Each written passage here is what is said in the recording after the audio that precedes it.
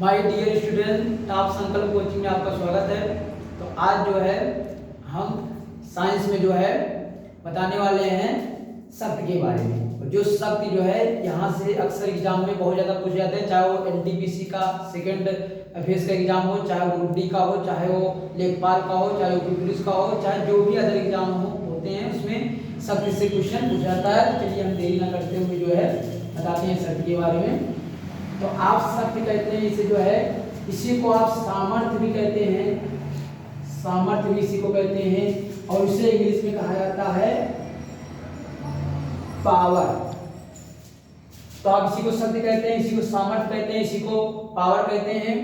तो इसकी परिभाषा हम कैसे देंगे जो है, तो आप यहां से परिभाषा देंगे कि शक्ति यानी P बराबर होता है W/T। तो यहाँ P से मतलब है शक्ति से, और यहाँ W से मतलब है कार्य से, और यहाँ T से मतलब है समय से। तो P पावर शक्ति होती है, W वर्क कार्य होता है, T टाइम समय होता है। तो आपने इस तरीके से देखा, यहाँ से परिभाषा निकालेंगे। एकांक समय में किए गए कार्य को ही क्या कहते हैं? शक्ति कहते हैं। एकांक समय में, इकाई समय में, यूनिट समय में किए गए कार्य को ही शक्ति कहते हैं। और इसी तरीका से और भी जो है शक्ति की जो है, तो आपको यहाँ से परिभाषा मिल गई है। यहाँ और भी इसकी जो है जो सूत्र हैं यहाँ मिलते हैं। जैसे यहाँ सूत्र होता है P बराबर होता है E/T। E से यहाँ मतलब है ऊर्जा से है, और यहाँ T मतलब समय है, और यहाँ जो है शक्ति मैंने बता ही दिया है आपको। तो इस तरीके से फार्मूला होता है। इसके बाद बात और भी देखेंगे हम जो है, P बराबर होता है VI होता है VI। यहाँ V है जो है, V जो है ये वेग है, सॉरी यहाँ जो है B जो है इसमें P बराबर VI है, ये वोल्टेज है, विभवांतर इसको कह सकते हैं, विभवांतर है ये। और ये जो है ये विद्युत धारा है, विद्युत धारा है। इसी तरीका से और भी सूत्र होते हैं, पहले हम इतना देख लेते हैं। तो इसको एक एक करके जो है हम इस पर देखेंगे किस तरीके से क्वेश्चन लगेंगे। हाँ, यहाँ आपको बता देते हैं कि इसका मात्रक क्या होता है। तो यहाँ हम लोग मात्रक पहले देख लेते हैं, तो आगे बताएंगे। यहाँ मात्रक होता है, यहाँ से मात्रक निकाल लेंगे, इसका होता है मात्रक होता है वाट। और वाट को हम कहते हैं, यहाँ से जूल देखेंगे, जूल बटे यहाँ आ जाएगा सेकेंड। तो यहाँ से निकल गया वाट। वाट को हम W दिखाते हैं, इसको हम लोग J से दिखाते हैं, और इसको हम S दिखाते हैं। तो इस तरीके से निकल गया W यानी वाट बराबर हो गया जूल और सेकेंड, जूल प्रति सेकंड बोल दीजिए, या जूल इसको जूल सेकंड इनवर्स बोल दीजिए। इस तरीके से जो है यहाँ से मात्रक निकल गया है। और जो है आप इसको मात्रक देख रहे हैं, और इस तरीके से अब इस पर देखेंगे न्यूमेरिकल क्वेश्चन किस तरीके से जो है इस पे लग रहा है जो है। तो न्यूमेरिकल क्वेश्चन इसमें देखते हैं कैसे लगता है। तो 1 वाट बराबर होता है जूल प्रति सेकंड, या जूल सेकंड इनवर्स होता है। चलिए यहाँ से देखते हैं कि कैसे न्यूमेरिकल लगता है इस पर जो है।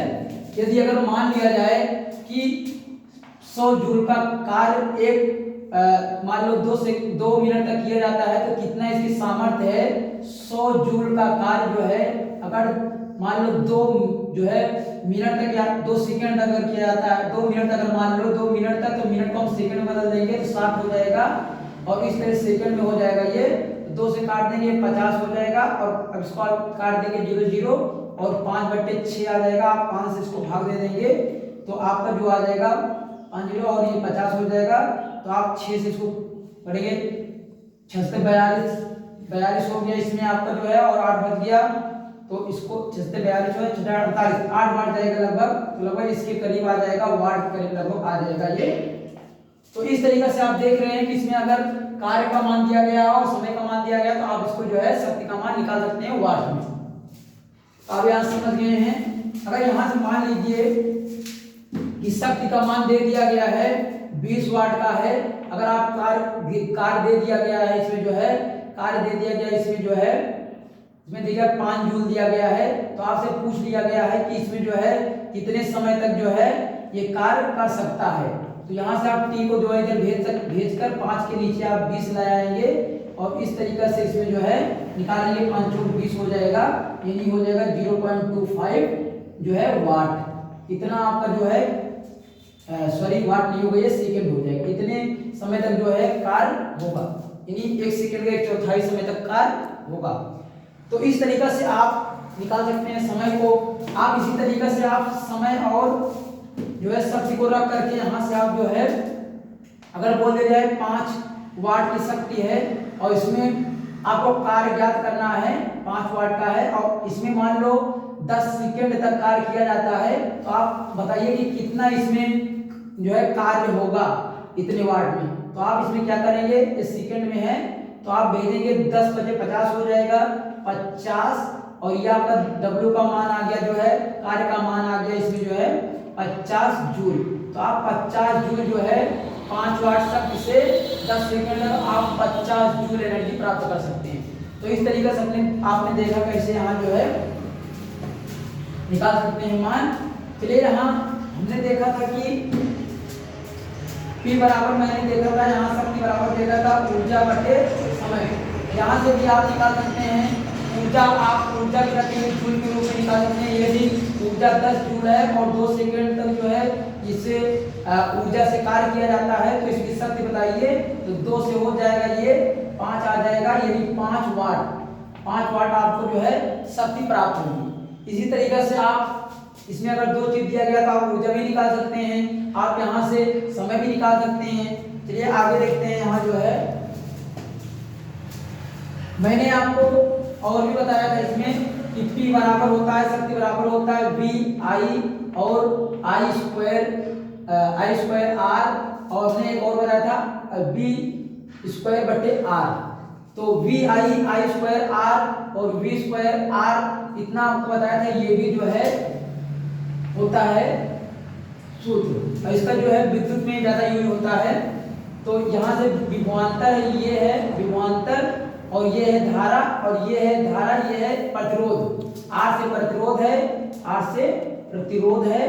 प्रतिरोध का माने विद्युत जो जिसमें चलती है उसमें जब रुकावट उत्पन्न होता है उसको प्रतिरोध बोलते हैं, रेजिस्टेंस बोलते हैं, उसे R से दिखाते हैं। यहाँ वोल्टेज को विभवांतर बोलते हैं, विद्युत धारा है I और ये शक्ति है। तो इस तरीका से यहाँ इससे कोई भी अगर न्यूमेरिकल आता है इसमें अगर 2 चीज दिया गया है तो आप तीसरा चीज यहाँ से निकाल सकते हैं।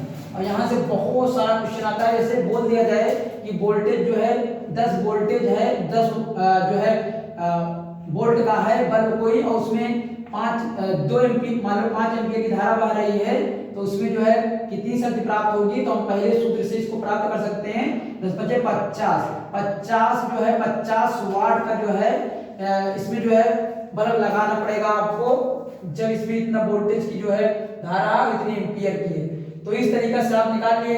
अगर मान लीजिए हम दूसरे सूत्र से देखेंगे, दूसरे सूत्र से इसी तरीका देखेंगे, अगर धारा का मान इसमें मान लो 5 एम्पीयर है और तार का प्रतिरोध जो है, तार का प्रतिरोध मान लो 2 ओम है, 2 ओम है, तो इसमें हम दूसरे सूत्र से लगाएंगे, P हमारा आ जाएगा जो है यहाँ 5 है और यहाँ है 2 का वर्ग, सॉरी इसका वर्ग करेंगे, इधर जो है यहाँ 5 का वर्ग कर देंगे और इधर 2 है, 2 लिख देंगे, तो 5 आम 25 हो जाएगा ये, और इधर है 2, तो हो जाएगा ये जो है 25 गुना 50 वाट का यहाँ भी हमें मिल जाएगा इस तरीके से। तो हम लोग ने देखा दूसरे फार्मूले से भी इसको देखा किस तरीके से निकलता है, इसी तरीके से हम तीसरे फार्मूला से भी मान निकाल सकते हैं। तो आप समझ गए होंगे इन सूत्रों का प्रयोग करके आप आसानी से मान निकाल सकते हैं।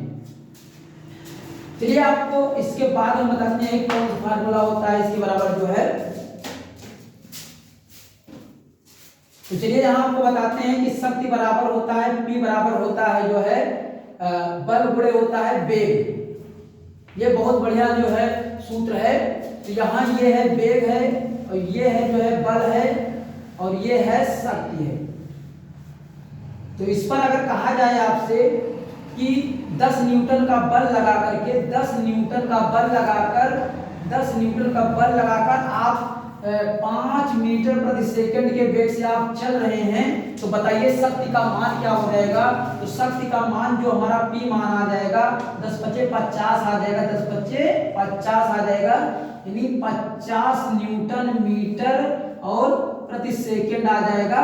तो आप इसी को लिखेंगे 50 जो है वो वाट लिख देंगे इसको, तो हमारा मान यहाँ आ गया 50 वाट। तो आपको ये नया सूत्र मिला होगा, ये बहुत ही इंपॉर्टेंट सूत्र है। और यहाँ जो है इस तरीके का क्वेश्चन पूछ लिया जाएगा, आपको शक्ति का मान वाट में, बल का मान देकर आपसे वेग भी पूछा जा सकता है, आपको वेग और आपको शक्ति का मान देकर के बल भी पूछा जा सकता है। तो बहुत ही इंपॉर्टेंट क्वेश्चन है ये जो है ये। और आगे देखते हैं जो है इसमें एक फार्मूला होता है, एक फार्मूला शक्ति बराबर होता है यहाँ बल आघूर्ण, जिसको हम टाउ से प्रदर्शित कर सकते हैं, और यहाँ है कोणीय वेग, जिसको ओमेगा से प्रदर्शित करती है। ये है कोणीय वेग, कोणीय वेग, और इसका मात्रक होता है रेडियन, रेडियन प्रति सेकंड होता है, इसका मात्रक होता है। और अगर इसका बल आघूर्ण का देखेंगे, इसका न्यूटन मीटर होता है। और ये शक्ति है, आप समझ ही रहे हैं इसको। अगर इसमें आपको दे दिया जाएगा कि बल आघूर्ण का मान अगर 20 है, 20 न्यूटन मीटर है, और कोणीय वेग का मान है 5 रेडियन प्रति सेकंड है, तो आप शक्ति का मान बताइए। जो हो जाएगा 100 हो जाएगा, यानी 100 वाट को आपको क्या हो जाएगा, 100 वाट को आपको शक्ति प्राप्त होगी। तो यहाँ आपको बता दूं कि बल आघूर्ण क्या होता है, किसी अक्ष के सापेक्ष जब कोई चीज घूमने लगती है, तो उस अक्ष से जो दूरी होता है उस कण की, उसकी दूरी को क्या करते हैं, गुणा कर देते हैं उस बल से, जिस बल को लगाकर हम अक्ष के सापेक्ष घुमाते हैं किसी चीज को, उसी को बोलते हैं बल आघूर्ण। बल आघूर्ण ही लगता है जब कोई दरवाजा खोला जाता है, कोई नट बोल्ट खोला जाता है, या कोई पंखा चलता है, तो वहां भी बल आघूर्ण लगता है। इस स्थान पर क्या होता है, वो आकार करता है। आपको बता दें कोणीय वेग क्या होता है। कोणीय वेग ऐसा वेग होता है कि किसी जो है वृत्ताकार मार्ग पर जब कोई चीज चलने लगता है, तो जितने समय में जितनी दूरी तय करता है कोण के रूप में, उसे ही बोलते हैं कोणीय वेग बोलते हैं। और आप समझ गए होंगे इसको, इस तरीके से यहाँ निकलता है। अब आपको कुछ बेसिक चीजें आपको बताते हैं इसमें जो है। तो शक्ति जो होता है, शक्ति आप समझ ही रहे हैं इसमें जो है। तो आपको बता दें एक चीज आता है, इसका मात्रक और भी है, जैसे बोला जाता है अश्व शक्ति। तो अश्व शक्ति बोलते हैं, अश्व शक्ति बोलते हैं। तो अश्व शक्ति होता है, और अश्व शक्ति किसे कहते हैं, इसे बोलते हैं हार्स पावर, इंग्लिश में से बोलते हैं हार्स पावर, यानी एचपी बोला जाता है। तो कभी कभी जो मशीनें होती हैं, पंप सेट वगैरह होता है, इंजन होता है, उसका शक्ति मापने के लिए हार्स पावर का प्रयोग करते हैं। तो यहाँ एक हार्स पावर से तात्पर्य क्या होता है, एक हार्स पावर बराबर होता है 745.7 वाट होता है। लेकिन आपको बता दें यहाँ सुविधा के लिए एक हार्स पावर बराबर मान लिया जाता है 746 वाट मान लिया जाता है। और ये बहुत ही इंपॉर्टेंट है। यहाँ एचपी का मतलब है हार्स पावर, एक घोड़े की औसत शक्ति जितनी होती है उसे हम बोलते हैं हार्स पावर। हार्स माने घोड़ा होता है, तो हार्स पावर का मतलब है एक घोड़े की शक्ति जितनी मानी जाती है औसत, उसे बोलते हैं हार्स पावर। तो मान लो एक हार्स पावर बराबर इतनी है, अगर आपसे पूछ रहे 5 हार्स पावर बराबर कितना हो जाएगा, तो आप क्या करिए 5 गुणे 746 से गुणा कर देंगे, आपका वाट में आ जाएगा, आपका वाट में मान आ जाएगा। तो आप गुणा कर लेंगे, जितना भी मान आएगा आपका जो है 5 हार्स पावर आ गया। इस तरीके से क्वेश्चन आपसे बनाकर पूछा जा सकता है। तो इस तरीके से मैंने बता दिया कि इसी को हार्स पावर जो है शक्ति का बड़ा मात्रक होता है। तो दोस्तों आपको मैंने बताया कि इसका जो मात्रक होता है, अगर आप देखेंगे तो इसका वाट होता है, और वाट बराबर होता है जूल प्रति सेकंड होता है। और इस तरीके से मैंने बताया, हाँ इसका अगर बीमा आपको बताना हो तो इसका बीमा आप निकाल सकते हैं, P बराबर WT होता है। तो आप यहाँ कार्य को लिख सकते हैं बल गुणे, आप इसको लिख सकते हैं बल गुणे विस्थापन लिख सकते हैं, बल गुणे विस्थापन, और यहाँ समय ही है, आप बल को लिख सकते हैं, बल को यहाँ नीचे लिख देते हैं। तो बल को आप लिख सकते हैं ma लिख सकते हैं, और ये है आपका d है, और ये है t। तो यहाँ से आप बीमा निकालेंगे, तो बीमा निकालने के लिए डायमेंशन जो होता है इसको बड़े ब्रैकेट के अंदर लिखते हैं। m का मतलब है आपका द्रव्यमान को लिखते हैं, हम कैपिटल M से दिखाते हैं। और यहाँ हो गया त्वरण का मतलब होता है कि मीटर प्रति सेकंड स्क्वायर। तो m का मान हो जाएगा, मीटर है तो लंबाई को यह दिखाते हैं, सेकंड है तो t से दिखाते हैं, t स्क्वायर हो जाएगा। और अगर यहाँ d है, d का मतलब होता है लंबाई, डिस्टेंस डिस्प्लेसमेंट होता है, तो हम इसको लंबाई को दिखाएंगे l से। और नीचे यहाँ टी और पहले से भी है, तो टी को हम पहले दिखा देंगे, इसको कैपिटल टी से दिखा देंगे, तो इस तरीका से हमारा बीमा आ जाएगा। तो आप समझ गए होंगे। चलिए इसी चीज को हम ऊपर लिख देते हैं बीमा को। तो बीमा हमारा यहाँ निकल रहा है जो इसका शक्ति का, तो यहाँ यम हो जाएगा, ये 2 बार है, यम यल 2 हो जाएगा, और यहाँ टी 2 टी है, 1 टी और आ जाएगा, यहाँ से 3 टी हो जाएगा, और 3 टी जब ऊपर आ जाएगा माइनस में आ जाएगा, तो माइनस में मेरा 3 हो जाएगा। तो आप इसको बोल सकते हैं कि जो शब्द की बीमा आ गई यम यल 2 पावर में और टी माइनस जो है पावर में हो गया। तो आप इसमें समझ सकते हैं इस तरीके से इसमें आ गया है। इसको एक बार फिर बताते हैं, शक्ति बराबर है कार्य बटे समय, फिर कार्य बराबर होता है बल गुणे विस्थापन बटे समय, और यहाँ फिर ये बल बराबर होता है एम यानी द्रव्यमान गुणे त्वरण, ये विस्थापन है, और द्रव्यमान को लिखते हैं कैपिटल एम से, और इसको त्वरण लिखते हैं मीटर प्रति सेकंड स्क्वायर को, और मीटर को मैंने लंबाई एल से दिखाया और समय को टी से दिखाया। यहाँ डिस्प्लेसमेंट को लंबाई एल से दिखाएंगे, और यहाँ जो नीचे समय है इसको टी से दिखाएंगे। इस तरीके से हम इसको ऊपर ले जाएंगे तो हमें इतना प्राप्त हो जाएगा। बीमा का मतलब होता है मात्रा को हम इस स्टैंडर्ड मान से दिखाते हैं, उसकी घातों को प्लस करते हैं बड़े ब्रैकेट के अंदर, उसको बीमा बोलते हैं। तो कभी कभी बीमा भी पूछ लिया जाता है। तो आप इसका मात्रक जान गए, इस पर न्यूमेरिकल क्वेश्चन आप लोगों ने समझा जो है, और इसके जो है कैसे इससे बीमा निकलती है उसको भी आप लोग समझ गए, और जितने भी इसमें फार्मूले सबसे संबंधित थे इंपॉर्टेंट उसको मैंने बता दिया। आशा करते हैं दोस्तों आपको वीडियो अच्छा लगा होगा।